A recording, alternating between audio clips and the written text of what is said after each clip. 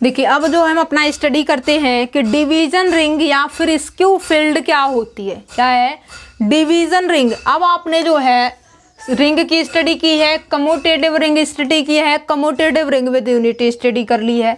अब आपका फर्ज ये है कि उसके जो डिवीजन रिंग है, क्या है जो आपकी डिवीजन रिंग है वो क्या होती है। डिवीजन रिंग का जो दूसरा नेम है वो आपकी स्क्यू फील्ड है। क्या है स्क्यू फील्ड है। आइए डेफिनेशन को स्टडी करते हैं कि डिवीजन रिंग क्या होती है।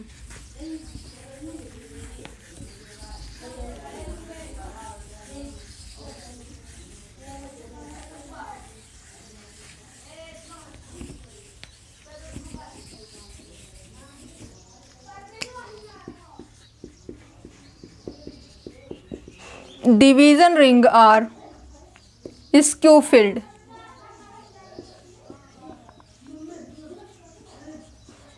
क्या है डिवीजन रिंग या फिर स्क्यू फील्ड क्या होती है। पहली बात तो ये होनी चाहिए कि ये आपका जो है रिंग विद यूनिटी होना चाहिए।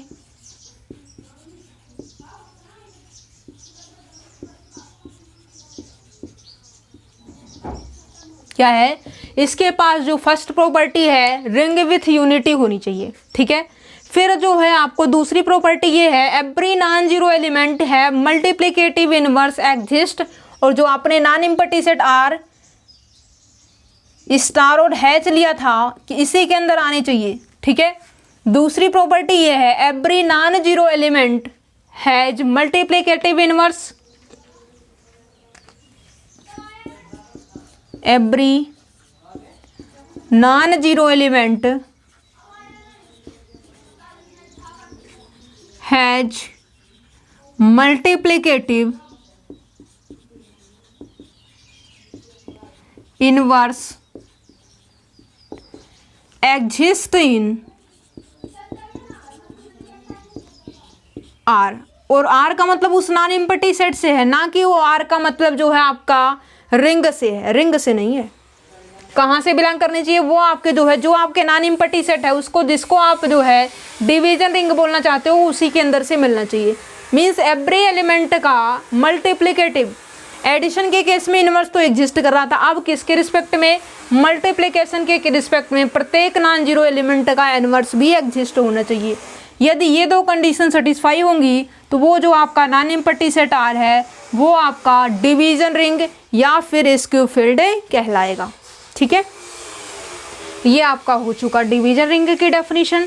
अब जो है आपके मोस्ट इम्पॉर्टेंट है कि फील्ड क्या होती है। क्या है डिवीजन रिंग आपने स्टडी कर लिया है, अब आपका जो नेक्स्ट डेफिनेशन है वो फील्ड की स्टडी करनी है। तो देखिए यहाँ पे जो है फील्ड जो कि आपकी मोस्ट इम्पॉर्टेंट है।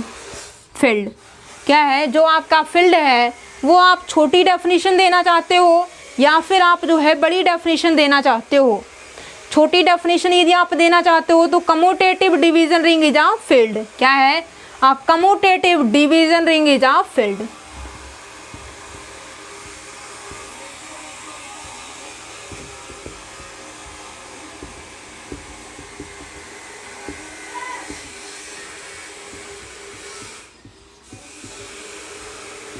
क्या है a commutative division ring is a field. ठीक है, कम्यूटेटिव डिवीजन रिंग के पास कितनी प्रॉपर्टी है, इसके पास जो है रिंग विथ यूनिटी, रिंग के पास 8 प्रॉपर्टी, इसके पास 1 प्रॉपर्टी, टोटल इसके पास जो है 9 प्रॉपर्टी और इसके पास 1 प्रॉपर्टी। टोटल यहाँ पे कितनी प्रॉपर्टी है डिवीजन रिंग के पास।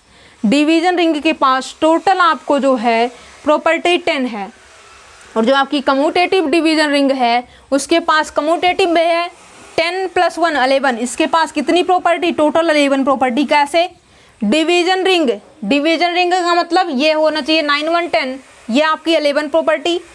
1 मिनट 8 और 1 9 प्रॉपर्टी इसके अंदर है और 1 प्रॉपर्टी इसके अंदर है, टोटल यहाँ पे 10 प्रॉपर्टी। यस, कम्यूटेटिव एक यहाँ पे एक्स्ट्रा हुई है तो इसका मतलब टोटल इसके अंदर कितनी प्रॉपर्टी सेटिस्फाई होंगी, टोटल यहाँ पे आपको 11 प्रॉपर्टी सेटिस्फाई करनी होगी। यदि आप किसी नॉन एम्प्टी सेट को ऐसा दिखाते हो तो वो आपका क्या करेगा फील्ड की फॉर्मेशन करेगा। अब जो है जो आपका नेचुरल नंबर, देखिए जो आपका नेचुरल नंबर है ये तो आपका रिंग ही नहीं बन रहा था, रिंग नहीं बन रहा। जो रिंग नहीं बन रहा है जैसे देखिए एक चीज़ आपको बता दें, जो चीज़ें आपकी किसी एक के अंदर फेल होती है तो बस उसको वहीं से छोड़ दीजिए। क्या है, जैसे आपका नेचुरल नंबर था, आपने चेक किया, आपका वो जो है रिंग नहीं बना, रिंग नहीं बना तो आप उसको आगे स्टडी भी नहीं करेंगे। ठीक है, अब जो है यहाँ पे हम आएंगे फील्ड के अंदर। फील्ड के अंदर जो आपका सेट ऑफ इंटीजर है जेड, वो आपका क्या फील्ड की फॉर्मेशन करेगा। देखिए, जो आपका फील्ड जेड है, जेड जो है आपका क्या है, क्या ये आपका फील्ड की फॉर्मेशन करेगा? नहीं, फील्ड की फॉर्मेशन तो नहीं कर पाएगा। क्या है, जो आपका सेट ऑफ इंटीजर जेड है वो आपका फील्ड की फॉर्मेशन नहीं करेगा।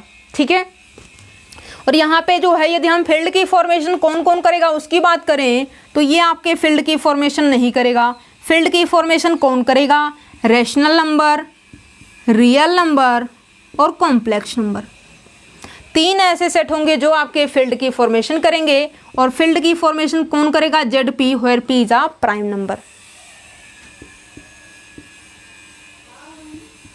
Where P is a prime number. क्या है?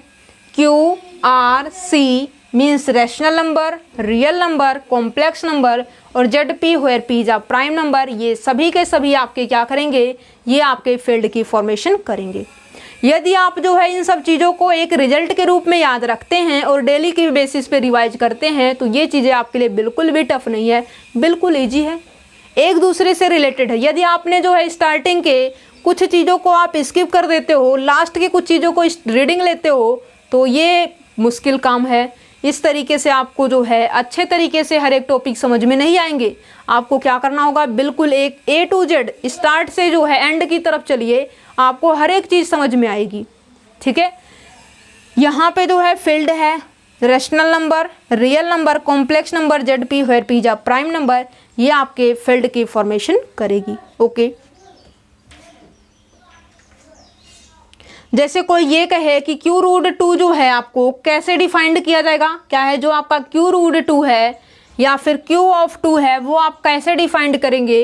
तो उसके लिए जो है आइए समझते हैं कैसे आपको डिफाइंड करना होगा।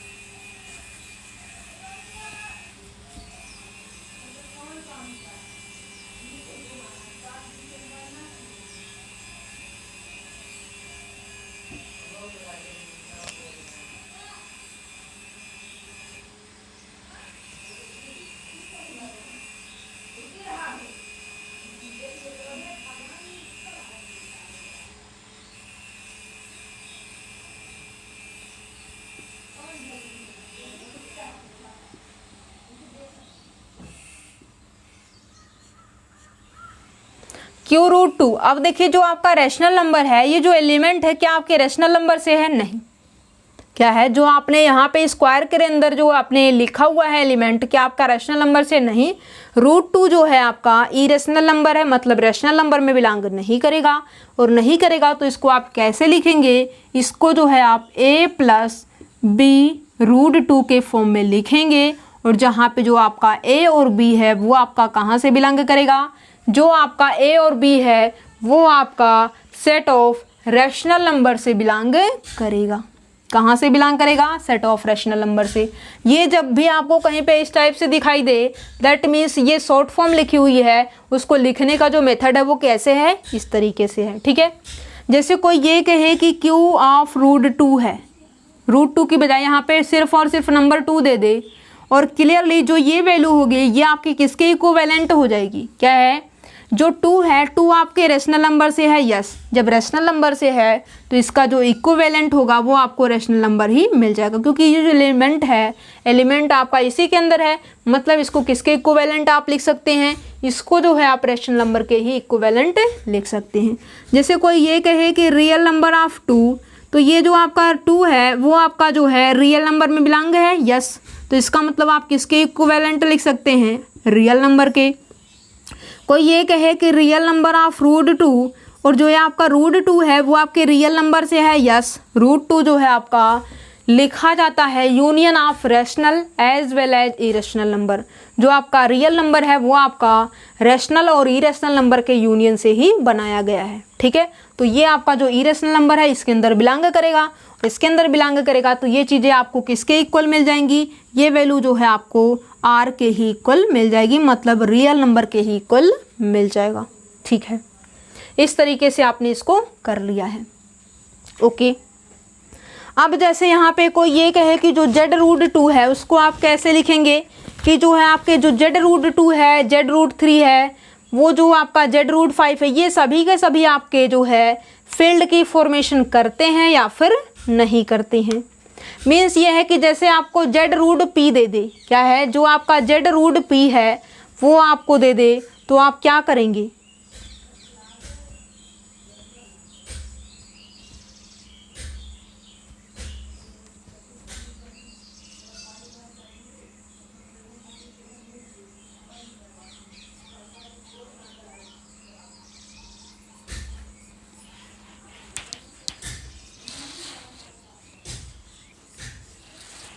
ये होगा। और यहाँ पे आप क्या करेंगे कि जो आपका Z√2 है क्या है, अब आप ये चेक कीजिए कि Z√2 के पास नंबर ऑफ एलिमेंट किस टाइप से होंगे।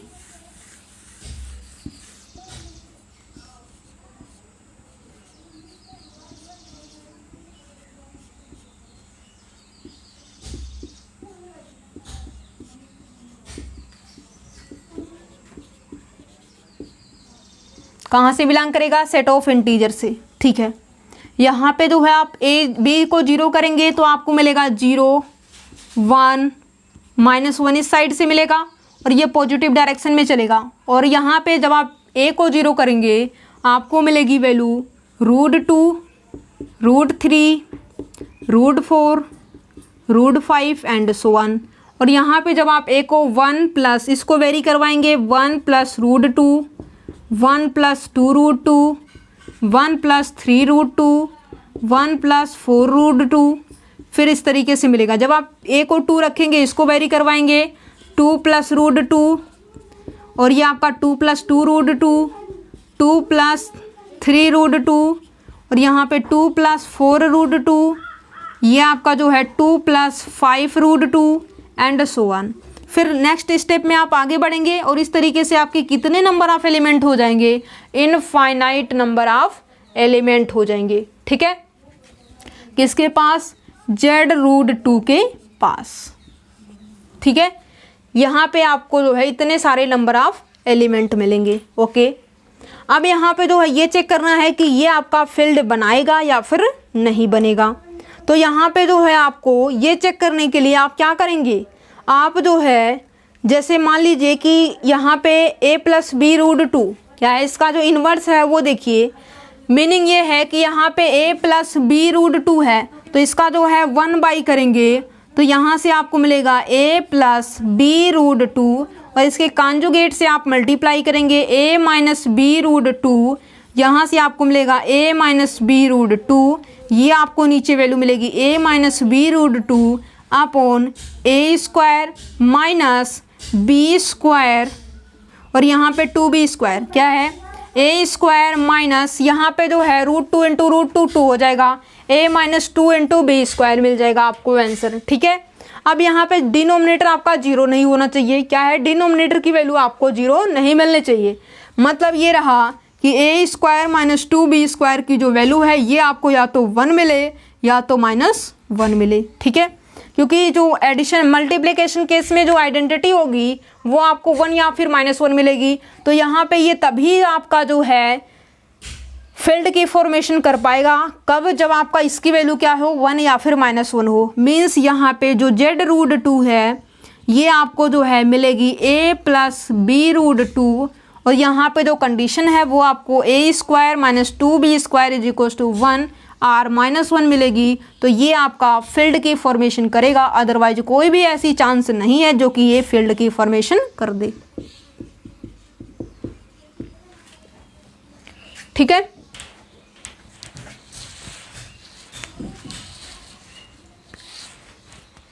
अब यहाँ पे जो है जैसे कोई ये कहे कि जब ये आपको 1 या फिर -1 इसकी वैल्यू मिलेगी, कोई भी नंबर इन जनरल दे दे, यदि आपको जो है इस कंडीशन से मिलेगा तो वो आपका क्या करेगा, फील्ड की फॉर्मेशन करेगा। अदरवाइज कोई भी ऐसा चांस नहीं है कि जो आपका फील्ड की फॉर्मेशन करते। कोई यहाँ पे Q√2 लिखे कि ये जो आपका Q√2 है ये आपका फील्ड की फॉर्मेशन करता है या नहीं करता है।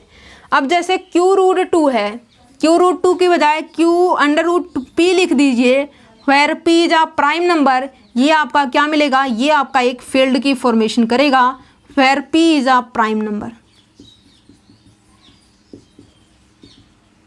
क्या है, जो P है वो आपका प्राइम नंबर है। यदि ऐसा है तो वो आपका क्या करेगा, फील्ड की फॉर्मेशन करेगा। क्या है, जब आपको P आपका प्राइम नंबर होगा 2, 3, 5, 7, 11, 13, 17 इस तरीके से 19 हो तो ये आपके सभी के सभी क्या है, प्राइम नंबर है। तो ये आपको Q के अंदर ये चीज़ें डाल दे तो वो आपका हमेशा क्या बनेगा, फील्ड की फॉर्मेशन करेगा। ठीक है, आगे बढ़ते हैं। जैसे यहाँ पे R ऑफ आयोटा कर दे, क्या है, R ऑफ आयोटा, तो अब आप क्या करेंगे, इसको कैसे डिफाइंड करेंगे, वो किस तरीके से आपका डिफाइंड होता है, उसकी डेफिनेशन क्या होगी, पहले तो ये चीज़ें तो पता होनी चाहिए आपको।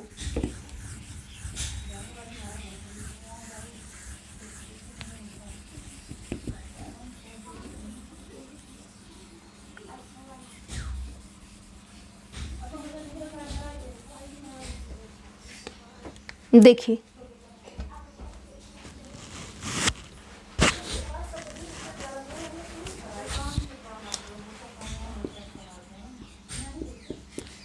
इसका मीनिंग क्या है, इसका मीनिंग ये है A plus iota into B. क्या है, A plus iota into B. और जो A और B है वो आपके कहाँ से बिलोंग करेंगे, ये आपके सेट ऑफ रियल नंबर से बिलोंग करेंगे। ठीक है, यहाँ पे जो आपके R आयोटा है इसकी जो वैल्यू है आप किसके इक्विवेलेंस लिख सकते हैं, ये आपकी कॉम्प्लेक्स नंबर के फॉर्म में मिल रही ना, तो आप कॉम्प्लेक्स नंबर के इक्विवेलेंट लिख सकते हैं। ठीक है, और जो आपकी C है, C क्या है, इसके इक्विवेलेंट है, तो ये आपकी C क्या है, कॉम्प्लेक्स नंबर। कॉम्प्लेक्स नंबर आपकी फील्ड है, मीन्स ये भी आपकी क्या होगी, फील्ड होगी। और अभी आपने देखा कि जो आपका Q√P है ये आपका जो है where P is a prime number, तो ये आपकी क्या है, फील्ड है। क्या है, ये आपकी फील्ड है। फील्ड है तो इसके अकॉर्डिंग आप क्या कर सकते हैं, Q√2, Q√3, Q√5 ये सभी के सभी आपके क्या होंगे, फील्ड होंगे। क्या है, ये सभी के सभी आपके फील्ड होंगे। क्यों, क्योंकि 2, 3, 5 ये आपके क्या है, प्राइम नंबर है। ठीक है।